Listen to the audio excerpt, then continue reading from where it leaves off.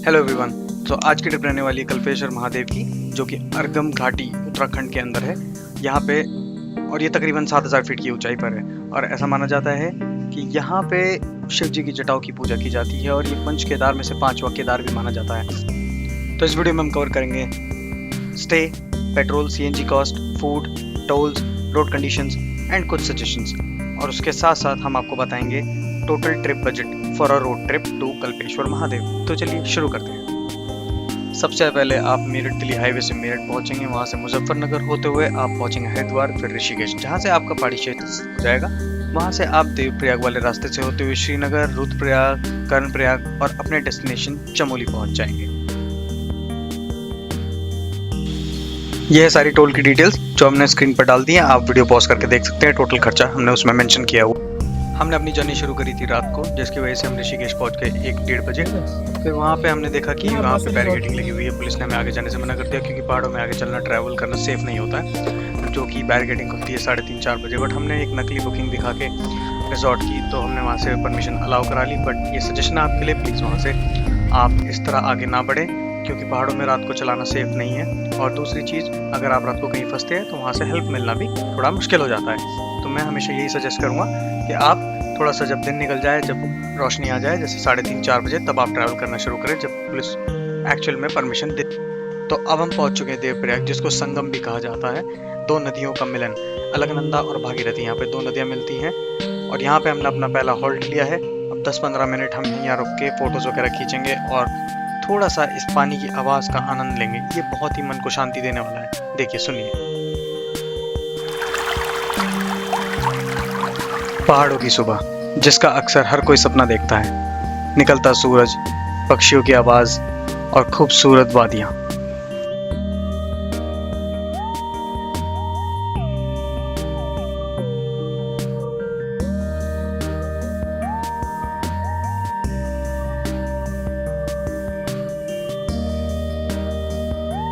हर एक मोड़ पे जब आप टर्न लोगे, एक नया व्यू सामने आएगा। आपका मन करेगा यार मैं यहाँ पर रुक जाऊँ, थोड़ा सा यहाँ पे टाइम स्पेंड कर लूँ, फ़ोटोज़ खींच लूँ।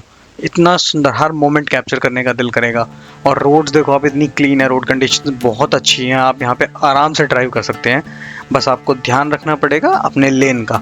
और दूसरी चीज़ क्या है कि जैसे आप अगर उर्गम घाटी की बात की जाए तो उर्गम घाटी एक ऑफ बीट लोकेशन है।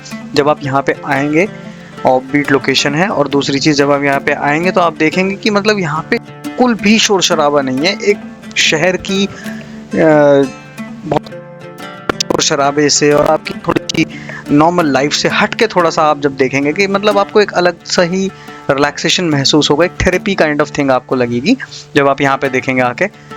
तो धीरे धीरे आपके सामने व्यूज़ आते रहेंगे, आप देखते रहेंगे। तो अभी हम आगे चल रहे हैं इस रास्ते पे। अब आपको थोड़ा सा रोड की कंडीशंस भी दिखा देते हैं किस तरह। तो अभी तक तो लगभग हमने 70 से 80% रास्ता कवर कर लिया है। अभी तक का रास्ता तो एकदम बढ़िया है। लेकिन जो अब एक रोड हमें मिला है, जो आई थिंक 10 या 15 किलोमीटर का लास्ट का पैच है, जो कल्पेश्वर जाने के लिए, जो थोड़ा हाईवे से थोड़ा सा नीचे उतर के है, साइड उतर के। तो वो रास्ता जो है पूरा का पूरा ही सारा ख़राब रास्ता है। मतलब कि आप कह सकते हो कि बिल्कुल ही गंदा रास्ता है। ऑफ रोडिंग जिसे आप कहते हो, प्रॉपर ऑफ रोडिंग रास्ता है। और इसमें हमने जो गाड़ी चलाई है, हमारी गाड़ी मैक्स टू मैक्स 7-8 की स्पीड पे ही गई है। और बहुत ही मैक्स गई है तो 10 की स्पीड पे, क्योंकि पूरा ही रास्ता टूटा फूटा है, जिसमें साइडों में पत्थर गिरे हुए हैं, प्रॉपर रोड्स नहीं हैं। और शायद अभी फ़िलहाल जो हमने देखा वहाँ पे कंस्ट्रक्शन का काम चल रहा है। तो मोस्ट प्रोबेबली जो हमें आइडिया है, शायद आप जब तक प्लान करेंगे यहाँ आने का, या फिर आप अगले नेक्स्ट 3-4 महीने में या 6 महीने में आना चाहेंगे या फिर आएंगे, तो मतलब आपको ये रास्ता शायद हो सकता है बना हुआ मिले। तो मेरे हिसाब से ये एक धार्मिक स्थल है तो इनको रास्ता बनाना चाहिए, क्योंकि ऐसी जगह जाने के लिए मतलब प्रॉब्लम ना आए और लोग जितना अच्छा रास्ता होगा ज़्यादा से ज़्यादा लोग वहाँ पे विज़िट करेंगे। तो आई थिंक ये उनको जल्दी जल्दी काम करना चाहिए इसके ऊपर। तो इस रास्ते का हम लगभग 10 से 11 किलोमीटर कवर कर चुके हैं। अब आगे 3-4 किलोमीटर रह गया बस। तो जैसे ही ये हम क्रॉस करेंगे, फिर हमारे सामने उर्गम घाटी आ जाएगी, तो जिसके बहुत ही सुंदर नज़ारे हैं, उसके व्यूज़ हम आपको दिखाएंगे।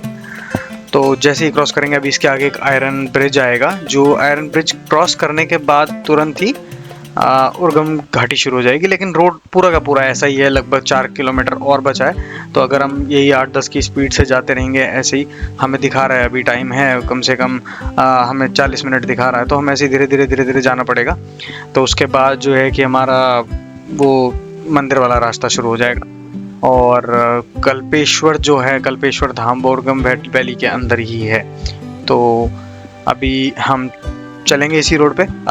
ये आयरन ब्रिज तो थोड़ा सा हिल रहा है, ये शायद रिवर के ऊपर बना हुआ है इसीलिए तो थोड़ा सा हल्का सा हिलता ही है। बट हाँ, ये भी एक प्यारा सा व्यू है। मतलब आप इसके अंदर से निकलोगे और सामने, अभी तो यहाँ पे स्नो नहीं पड़ी है, यहाँ पे बहुत स्नो पड़ती है। तो जब यहाँ पे स्नो पड़ती है तो ये बहुत ही खूबसूरत लगता है। यहाँ पे जो ये सामने पहाड़ आपको दिख रहा है, ये बहुत ही प्यारा लगता है। अभी तो ये ब्राउन ब्राउन दिख रहा है क्योंकि अब थोड़ा सा जो स्नो वाला टाइम है वो चला गया है। तो अभी हम लोग मार्च में हैं, इसीलिए अब क्या है कि अगर हम थोड़ा सा जल्दी आते तो शायद यहाँ पे बहुत अच्छी स्नो देखने को मिलती। तो बट कोई नहीं, चलिए। अब ये पूरा उर्गम का व्यू आप देख रहे हैं, जो भी गाड़ी से हम चल रहे हैं। अब ये सामने जितना भी आएगा ये सारा उर्गम घाटी का व्यू आएगा। तो ये जो है एक छोटा सा, बहुत ही छोटा सा गांव टाइप है, जहाँ पे ज़्यादा तो क्राउड और डेंस पॉपुलेशन नहीं है, बहुत लिमिटेड ही घर हैं। और यहाँ पे आपको हर चीज़ मिल जाएगी। मतलब ऐसा नहीं है कि चीज़ों की कोई दिक्कत है। यहाँ पे आपको स्टेज मिल जाएंगे और आपको खाने पीने का सब कुछ मिल जाएगा। छोटी छोटी पॉइंट्स हैं और इनफैक्ट पूरे रास्ते में ही हमें कभी दिक्कत नहीं आई खाने की। छोटे छोटे पॉइंट्स हैं, छोटी छोटी मार्केट्स पड़ी हैं जहाँ पे हमने रुक के हॉल्ट लिया है, खाया पिया भी है। तो ऐसी कोई खाने का तो कोई इशू नहीं है, आप जो मर्जी यहाँ पे खा सकते हैं आराम से। और पूरे रास्ते पे आपको कोई दिक्कत नहीं आएगी, चाहे आप कितनी भी हाइट पे आ गए हैं, यहाँ पे खाने की कोई दिक्कत नहीं है।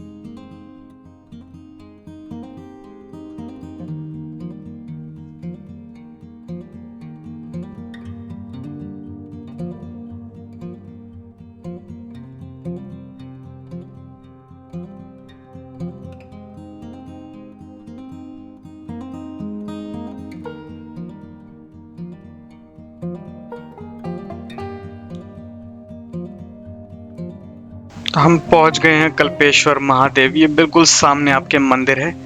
तो रास्ता गाड़ी जाने का तो है नहीं, गाड़ी हमें यहीं पे छोड़नी पड़ेगी। इसके बाद हम वॉक करके जाएंगे, गाड़ी यहीं पर लगा देंगे जहाँ आप स्कूटी देख रहे हैं। तो यहीं से हम वॉक करके जाएंगे, ये ब्रिज को क्रॉस करके जाना है और सामने ही मंदिर है। तो मंदिर जाने से पहले हम आपको थोड़े से उर्गम घाटी के नज़ारे दिखाते हैं, चलिए।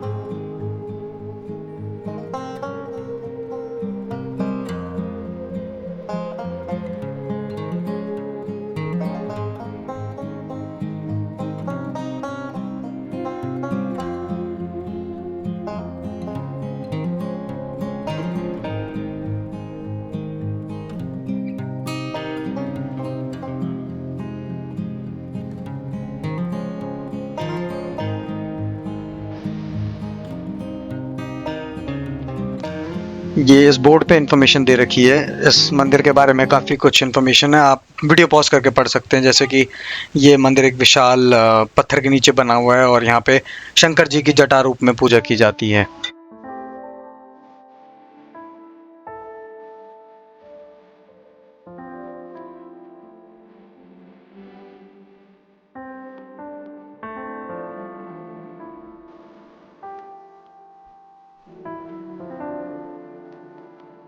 तो चलिए आपको दर्शन करवाते हैं बाबा के।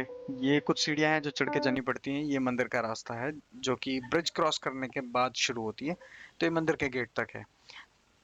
तो हम पहुंच चुके हैं मंदिर की एंट्री गेट पर। तो चलिए अब अंदर बाबा के दर्शन करते हैं और उसके बाद हम अपना आगे के लिए स्टे देखेंगे, आज कहाँ रुकना है। तो आइए।